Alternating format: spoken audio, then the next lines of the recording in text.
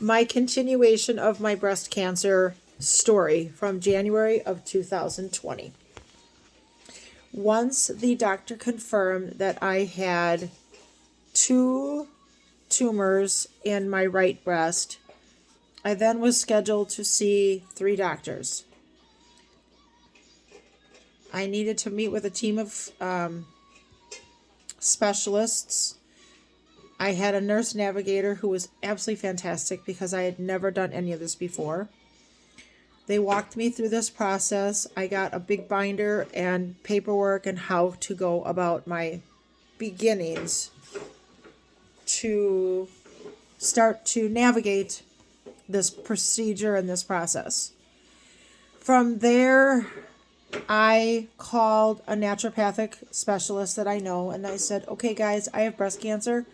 I need some tools, and how am I going to go forward to get healthy from the time I was diagnosed until the time I was meeting the surgeons, which was 22 days. I found a program where I could eat low glycemic index eating foods, all healthy foods that come from the ground, no preservatives, no processed foods. I did the best I could to stay away from sugar. I started taking 2,000 milligrams of vitamin C every day. Now, this is me. I'm not saying you have to do this. I don't know how your body's going to tolerate this. But what I did through this program, which I then became a coach for, I knew then I could help other people. I shed 6.5 inches in my waist, 14 pounds, and because of what I was doing, I had the tumors soft in my breast. But because of insurance, I could not have another mammogram done. So, when I walked back into the office, I was terrified. It's okay to have fear. It's okay to have questions. It's okay to feel like you're almost in a shell of a body, not knowing how to act, how to respond. You're losing sleep and you got all this stuff going on in your brain. That's okay to feel that way. So just a reminder for anybody who finds this video on YouTube. Lots of feelings happen when you get a diagnosis as scary as this. That's why I'm making this video, to let you know it's okay to feel multiple different feelings and of all these emotions rattling around in here. So, going forward, I walked into the doctor's office that day to meet a team of physicians. I had also started making arrangements to see a plastic surgeon. I was very out of my box, very, very out of my comfort zone. But when this started, I was just turning 52 years old, 3 weeks after my diagnosis. So instead of having the double mastectomy and saying I'm done, I thought, okay, well, maybe I'll do the rebuild and maybe I'll have them give me a new breast. But I wasn't going to do it with cadaver parts. I wasn't going to have any foreign objects put into my body and then have it later rejected to have another surgery. I basically told the doctors, you have one shot at this. Please make it good and make it count. So when I walked into the surgeon's office with notebooks in hand, I had one of my best friends on speakerphone, and I had one of my children on speakerphone as well. We were taking notes, and we were starting to map out exactly the steps that needed to be taken for me to go forward with getting the surgery lined up, how it was going to go, what was needed, and so on and so forth. When I first got there, the doctors looked at me and said, "What did you do? You look amazing, but I hope you have enough skin in your abdomen for the surgery because you've lost so many inches. And did you do it safely?" And I said, yes. I did it safely. I got myself healthy through this crazy process. And he said, if I wouldn't know it, I wouldn't know that you were sick with cancer. My thought was, I am going to beat this. I walked in and said, I am going to beat this. This is how it's going to go. This is what I'm doing for my body from the wellness from the inside out. I want to beat this. So therefore, I've cut out all the garbage. And they were supportive. Take action to be your own advocate. Know what your body's telling you and tell the doctors, this is what I want to do. Now, was it scary? Very, very scary. Very, very scary. And then I got a call. The end of February, right after I came back from a vacation in Florida, that said, hey, we set up the surgery, ready to go. And I had like 3 days to prepare. More fear. Going forward, the doctors walked in that morning and said, hey, guess what? You have a really bad hernia in your belly button. So are you okay if your belly button disappears? What are you going to do? It was the morning of the surgery. I said, okay, which I had no idea, again, that I had a hernia in my belly button. Go figure. So, again, I want to help you guys really help you through this process because it's scary. And in the same token, I learned a lot through this process as well. I'm an educator by trade. So March 5th of 2020, I went and had the procedure done. It was a 9-hour surgery. They removed my right breast. They took the tumors out. Then they went under my arm here, and they ended up taking some lymph nodes out as well, which the couple days after the surgery, my surgeon came, and my surgeon's golden, he's amazing, and said, I am sad because I don't want to have to tell you this, but you have 4 lymph nodes that were affected. 1 has a lot of cancer in it. 3 are sprinkled with cancer. Therefore, you're going to have to do treatment. And then I lost it. I've had the surgery. I'm sore. I'm miserable. I'm exhausted. And that's when I started to cry. And it was a very long, well overdue cry. So don't forget to cry. Make sure you have a great support network. Make sure you can ask questions to the right people. If you need to kick and scream and hoot and holler because you're angry and you're scared, that's okay. So, let the healing begin. It ended up being a 9-hour surgery. The recovery, I'm not going to sugarcoat that one bit. The recovery wasn't fun. I came home, so this was Thursday, March 5th. I came home the following Tuesday. Friday night that same week, the COVID lockdown happened. And the whole world shut down. So, not only did I have all this healing to do, but I then was hoping that I could still get the treatment that I needed. The chemotherapy came off the table, and I prayed on that, and I prayed on that, and I prayed on that, but they did say I still needed radiation, but I had so much healing to do that I couldn't even start that till summer. I still was able to go to the doctor's office for my checkups, but it was very weird, as everybody had a weird experience during the lockdown. But that being said, I didn't have a lot of physical therapy. I didn't have the breast cancer Wednesday night groups I was supposed to go to got canceled. And I had to get my mind busy because I'm a teacher and schools were closed. We were online. We did do a Facebook Live classroom. But being an educator, when school closed, I really had to wrap my head around something positive. So if you are going through this process, if you're just starting, if you're in the middle or at the end, find something that makes you happy. Put your feet on the ground every day, even if it's hard. Get that hard stuff out of the way first. And take a deep breath, give it to God, and ask Him to take you through this journey. The one other thing I can totally suggest to you is changing what you're putting into your body. Lower the sugar intake.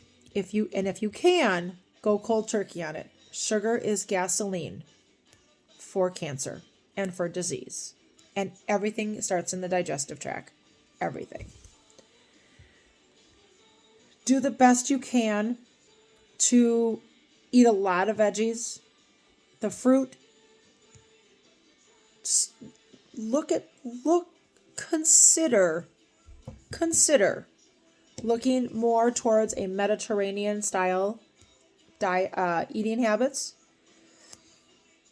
If you need help on this journey, please reach out to me if you see this video and when you see this video. Advocate for yourself. That's number one. And the more positive you are about your journey, the better your journey will turn out. You must think positive. You must find a positive way to get through the crazy journey that you have embarked on.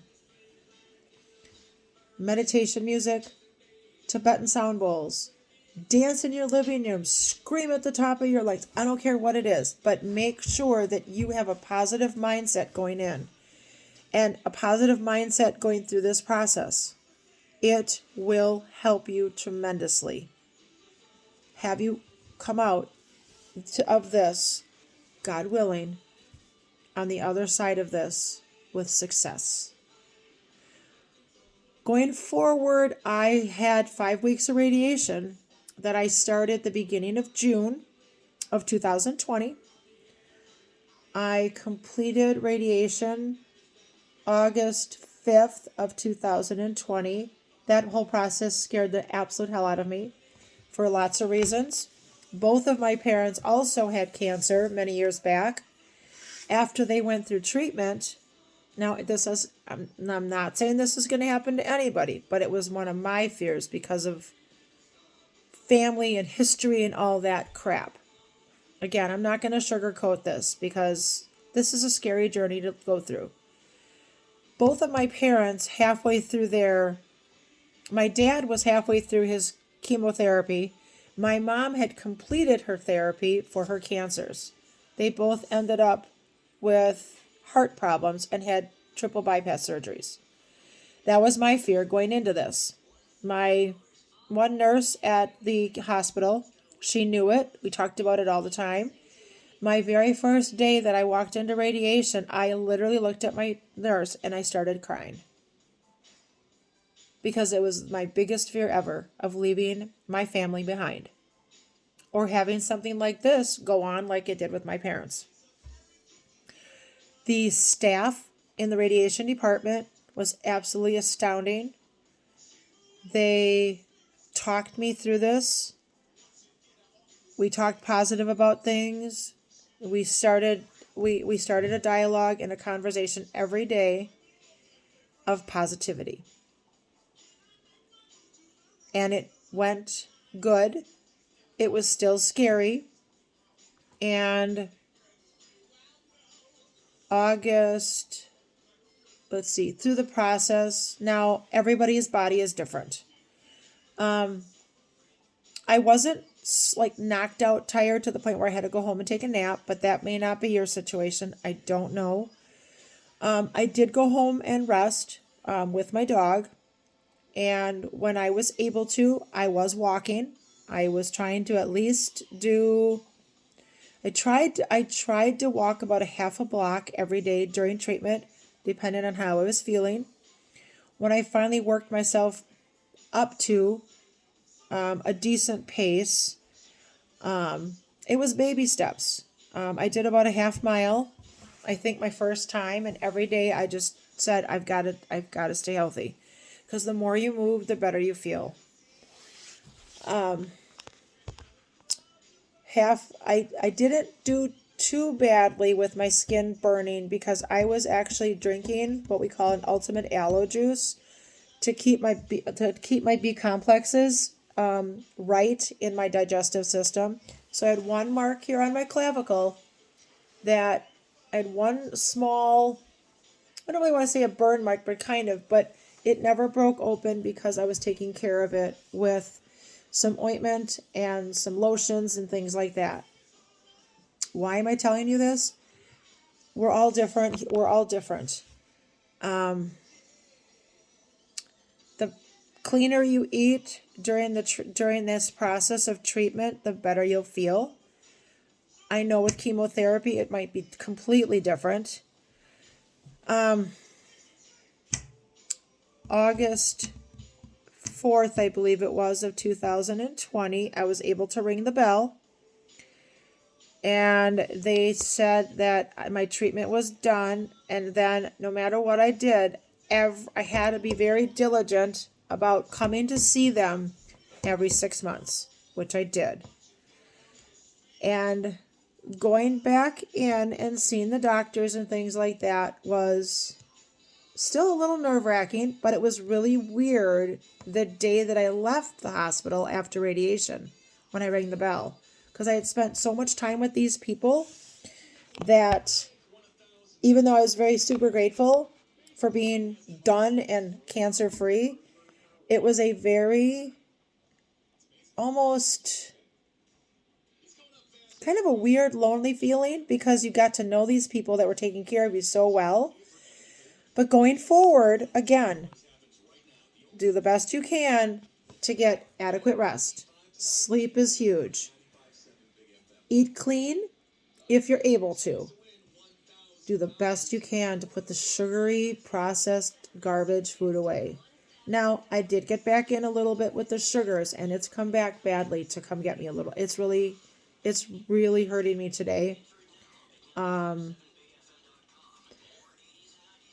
Since my surgery 4 years ago, I've had a lot go on. I've recently moved. I've done a lot of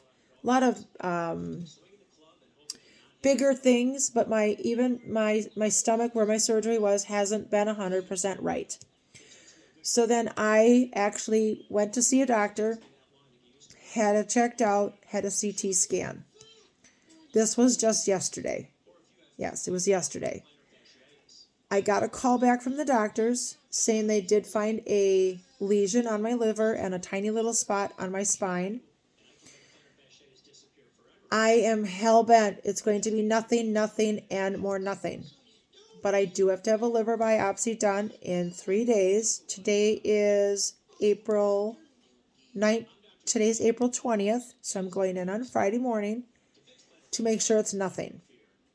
Sugar is poison. One of my good friends and one of my mentors has always said to us during her trainings, sugar is more toxic to your liver than anything else, and to stop. So, my new journey is to stop. Stop the sugar. Stop the sugar. Stop the sugar. Friday will turn out just fine. I've told my doctors many, many times over, I'm never going down this road again. And thank you for your help. So again, I made this video for anybody that is not feeling 100% right, knowing your body and saying something could be up. For those who have gotten a diagnosis of breast cancer and those who are starting their journey for surgery and treatment. I pray to God every day that this video will help you going forward. I'm doing God's work. I was always told, tell your story, tell your story, tell your story to help other people. Tonight was the night that I told my story. If you need to reach out to me, I'm going to give you my phone number. Because if you need an ear and you need someone to speak to that's been down this road, reach out to me. I'm on Facebook. If you find me on Facebook, it's under Renee, KLUMB, and then BRANDT. If you need to reach out, find me and use the tools I gave you tonight on your journey. God bless, and I hope this story helps you going forward.